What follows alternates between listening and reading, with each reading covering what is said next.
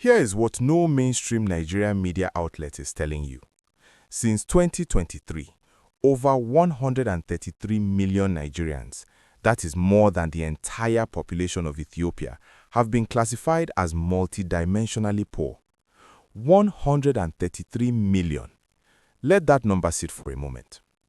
But here is the contradiction that nobody, not the newspapers, not the television stations, not the political commentators, nobody is asking about.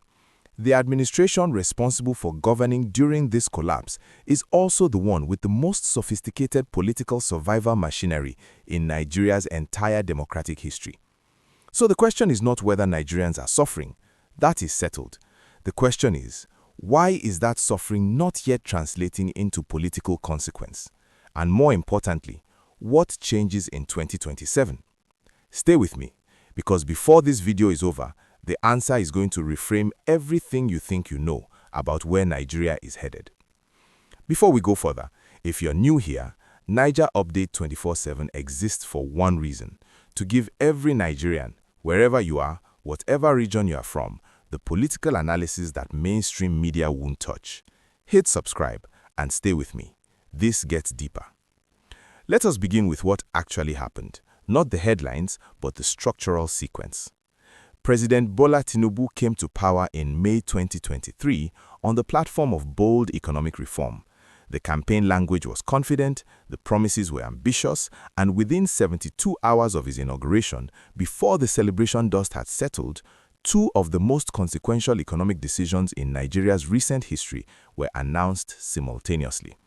The fuel subsidy was removed and the foreign exchange market was unified. Now, both of those decisions were structurally defensible on paper. Economists had been arguing for subsidy removal for years. The parallel FX market was a documented source of corruption and capital flight. These were not reckless decisions in the abstract. But what happened in practice, what ordinary Nigerians experienced in their markets, their transport, their food bills, their school fees, was a detonation. A cost of living explosion that all 36 states are still absorbing today, more than 2 years later. That is the origin point.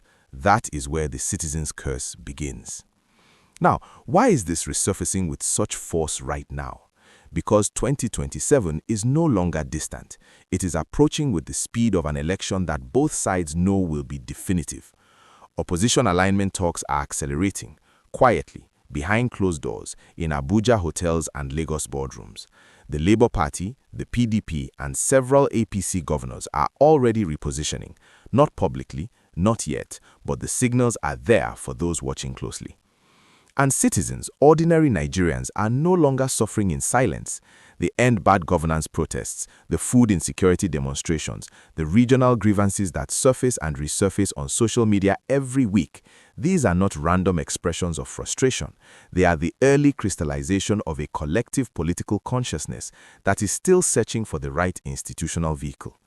Nigeria has been here before.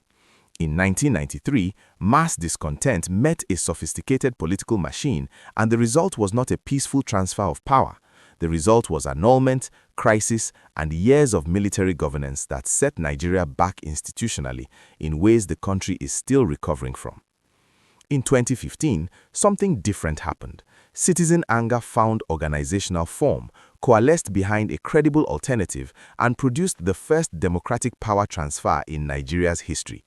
Jonathan left, Buhari came. The system held. The question, and this is the question that should keep every serious Nigerian awake, is which of those two precedents does 2027 follow? I will tell you this now. There is one factor in 2027 that did not exist in 2015, and when I explain it in the second half of this video, it will reframe everything you think you know about Tinubu's political position. Hold that thought. Here is something most political analysis in Nigeria gets wrong. It focuses almost entirely on parties and personalities. Who is running, who is defecting, who is shaking hands with whom at Asorok. But the 2027 election will not be decided by personalities alone. It will be shaped before a single campaign poster goes up by 4 institutions. And understanding those institutions is the difference between following Nigerian politics and actually understanding it. The first institution is INEC, the Independent Electoral Commission. INEC remains under constitutional mandate to conduct free and fair elections, and to its credit, the introduction of the bimodal voter accreditation system, the BVAS technology, was a genuine structural improvement in 2023. It made outright result falsification at the polling unit level significantly harder. But the electoral legal framework still carries ambiguities, particularly around result collation at the ward and LGA level, and around the certification process at the state level. These ambiguities are not accidents, they are negotiated spaces, and in a contested election, negotiated spaces become battlegrounds. The second institution is the National Assembly. The current legislature is, by most objective assessments, structurally aligned with the executive. That is not unusual in Nigerian political history, but it has consequences. Key legislative functions that should serve as checks on executive power, budget scrutiny, anti-corruption oversight, electoral law amendments, are flowing through a legislature that has shown limited appetite for adversarial independence. The constitutional design intended the NAS to be a counterweight. In practice, political patronage creates structural loyalty that blunts that function. The third institution is the judiciary. Let me be precise here, because this is often misunderstood. The judiciary's institutional credibility, the Supreme Court's legitimacy as the final arbiter of electoral disputes, is not in serious question. What is in question is capacity under pressure. Post-election tribunals in 2023 did not reverse a single presidential or gubernatorial outcome, even in cases that attracted serious legal scrutiny. Whether that reflects the quality of the evidence presented, the legal arguments made, or something else, is a question Nigerians and legal scholars continue to debate. What is not debated is that the judiciary will again be the final institutional word in any disputed 2027 outcome. Its independence in that moment will matter enormously. The fourth institution, and this is the one that surprises people, is the state governors. Under Nigeria's federal structure, governors control state security infrastructure, civil service deployment at the state level, and critically, local government administration. In an election year, that last function matters more than anything else. Because elections in Nigeria, real elections, ground-level elections, are won and lost at the local government and ward level.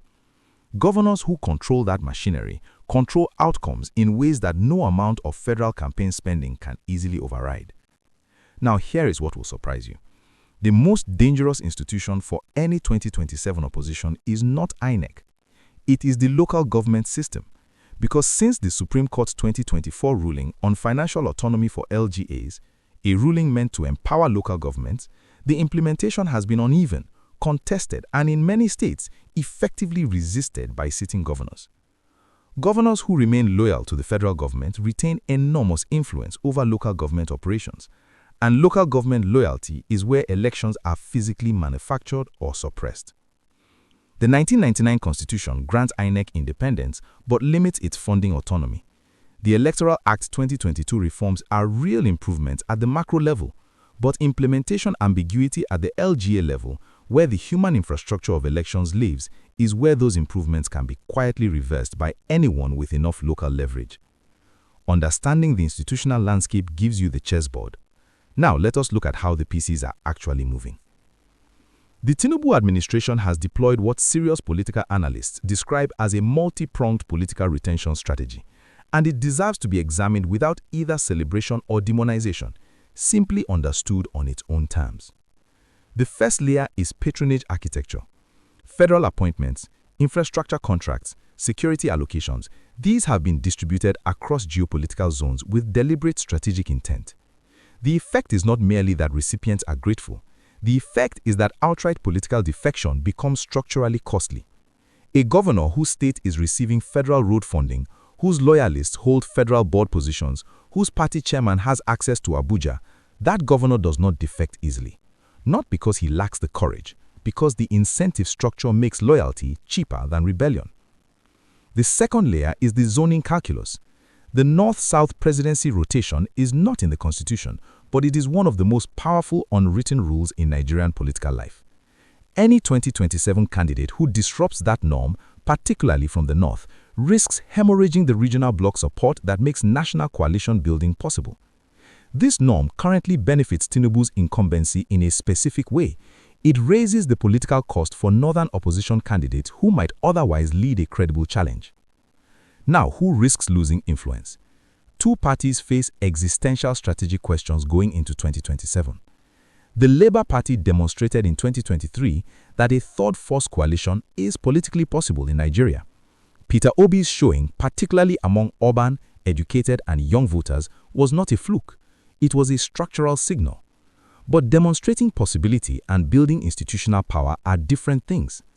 Translating protest votes into durable political power requires party infrastructure at the state level, governorship wins, state assembly seats, local government councillors. The LP still lacks that infrastructure in most of the country. Without it, 2027 risks reproducing 2023's pattern: impressive popular energy, institutional defeat. The PDP faces a different problem. Its challenge is not infrastructure. The PDP has infrastructure. Its challenge is coherence. The party's internal reconciliation after 2023 remains incomplete. Regional strongmen have returned to the party fold, but conditionally, not structurally. Their loyalty is transactional, tied to specific candidate choices and zoning outcomes that have not yet been negotiated. A PDP that goes into 2027 still internally fractured is not a credible vehicle for the opposition energy that exists among Nigerian voters. Here is the most important electoral insight I want to leave with you from this section, and it is one that the administration itself is acutely aware of. The most dangerous scenario for the ruling party in 2027 is not a united opposition. It is a regional collapse of confidence. Specifically, if economic suffering in the Northwest and Northeast, the zones that historically produce the highest voter turnout in Nigeria, translates not into opposition consolidation, but into voter apathy, into people simply staying home, then the coalition that brought Tinubu to power in 2023 fractures from within. Low northern turnout in 2027 is a scenario that no opposition party needs to engineer. Economic pain can engineer it without any campaign strategy at all.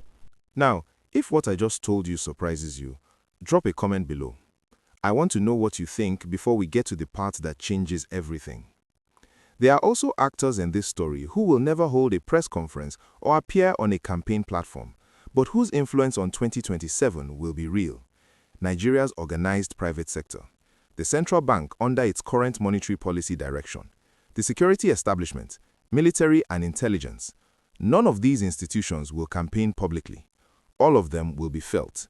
Their institutional preferences, their risk calculations, their quiet signals to political actors, these are the currents beneath the surface of Nigerian political life that most media coverage never reaches. We have established who the players are and how they are positioned, but here is something I need you to hold. There is one demographic that neither the ruling party nor the opposition has correctly read, and that demographic may decide 2027 before the formal campaigns even begin. I will come back to that. Let us step back from the strategy layer and speak plainly about what all of this means for ordinary Nigerians, every region, every background, every income level. Nigeria's federal structure is constitutionally designed to balance power between the center and the states. In practice, it is asymmetric. The federal government controls the overwhelming majority of national revenue through FAAC allocations. State governments, with a few exceptions, have limited capacity to generate their own revenue independently. That structural dependency is not just a fiscal reality, it is a political lever. In an election year, governors who depend on federal allocations are governors who face structural pressure on their political independence. No matter how loudly they speak, the money speaks louder. For ordinary Nigerians, in the markets of Kano and Lagos, in the farms of Benue and Kebbi, in the classrooms of Enugu and Sokoto, the lived reality of this administration is not measured in IMF reports or World Bank assessments. It is measured in the price of a bag of rice, the cost of a bus ride to work, whether a child goes to school with food in their stomach. Food inflation has exceeded 40% in several consecutive months. Transport costs tripled in urban centers following the fuel subsidy removal. Real wages, what your salary actually buys, have compressed significantly across both the formal and informal sectors. The north of Nigeria deserves particular attention here, and I raise this not as a regional argument but as a national one. The North has historically provided the decisive voter turnout numbers in Nigerian elections. It is also the region currently experiencing food insecurity at levels that independent assessments describe as structurally destabilizing. When the population that decides your elections is the same population most severely affected by your governance failures, that is not just a humanitarian concern, it is a political arithmetic problem of the first order. On the question of inter-ethnic and interfaith relations, Nigeria's 2023 election exposed fault lines that were already present but which the electoral contest deepened. There is a real risk in 2027 that economic frustration, which is fundamentally a governance failure with a policy origin, gets channeled through ethnic or religious grievance rather than institutional accountability. That channeling would be a tragedy for Nigeria. Not because ethnic and religious identity are invalid, they are central to who Nigerians are, but because misdirecting governance accountability into communal grievance has historically served political elites, not the communities who bear the cost. Every Nigerian, regardless of region or faith, has an interest in demanding institutional accountability rather than communal blame. Once again, kindly remember to subscribe to my channel. I understand it means nothing to you, but it means everything to me. This work of research and analysis cost me a lot, and the only means of paying me back is your subscription. Thank you. On security, the Boko Haram and ISWAP insurgency in the northeast, banditry across the northwest, and separatist agitation in parts of the southeast are not resolved. They remain active governance challenges. An election conducted under conditions of insecurity in multiple states carries both logistical and legitimacy risks. And here is the political reality of insecurity in election contexts. It tends to benefit incumbency. When voters cannot reach polling units safely, when security forces must be deployed to manage civil unrest rather than protect electoral processes, the party with the greatest capacity to manage that environment, which is always the party controlling federal security architecture, gains structural advantage. That is not a partisan observation. It is a documented pattern in competitive elections under insecurity conditions across multiple democracies. Now, let me resolve the two threads I left open earlier because they converge into the most important conclusion of this entire analysis. The factor that did not exist in 2015 is this: Nigeria's youth demographic bulge combined with mobile-first political consciousness. In 2015, social media was an amplifier for political messaging. In 2027, it is infrastructure. It is how political communities organize, how money moves in campaigns, how accountability is documented and distributed in real time. The generation that drove NSAS in 2020, that demonstrated an extraordinary capacity for decentralized, technology-enabled collective action, is now of voting age, economically frustrated, digitally organized, and not yet fully legible to traditional political machines that were built in a different era. This is not a guarantee of political change. It is a variable that the 2023 campaign playbook did not fully account for, and any 2027 campaign, incumbent or opposition, that underestimates it does so at enormous political risk. The demographic that both sides have misread is Nigeria's informal economy workforce: market women, transport workers, artisans, small traders. This constituency is not ideological, it is transactional. It votes on immediate material reality, not political theory. In 2023, many voted along patronage and ethnic lines because those lines still delivered tangible benefits in the short term. By 2027, if food prices remain structurally elevated, if the cost of doing daily business in the informal economy stays compressed, the calculus of this constituency shifts, not necessarily towards any particular party, but towards whoever speaks most credibly, most specifically, to what their daily life actually costs. That is the pivot point of 2027. Not the debate in Abuja, not the international commentary, the informal market in Onitsha, the bus park in Kaduna, the roadside trader in Ibadan. We open with a question: why is mass Nigerian suffering not yet producing political consequence? The answer is that political consequence is not produced by suffering alone. It is produced by the meeting of popular will, institutional capacity, and strategic timing. All three of those conditions are now moving simultaneously toward 2027. The suffering is real and documented. The political machinery on all sides is active and accelerating. The institutional framework, with all its ambiguities, will be tested as it has never quite been tested before. 2027 is not just an election. It is a constitutional stress test for a 26-year-old democracy facing severe economic pressure, active insecurity, and citizen disillusionment, all at once. What happens at that intersection will not merely determine who governs Nigeria from 2027. It will determine what kind of democracy Nigeria is capable of being in the decades that follow. The citizens' curse is real, but curses in political life are not permanent. They are broken by organization, by institutional integrity, and by the choices that citizens, leaders, and institutions make in the time that remains. If this analysis gave you clarity, share it with one Nigerian who needs to understand what is really happening. Like, subscribe, and I will see you in the next one. Naija Update 24/7. We never stop watching.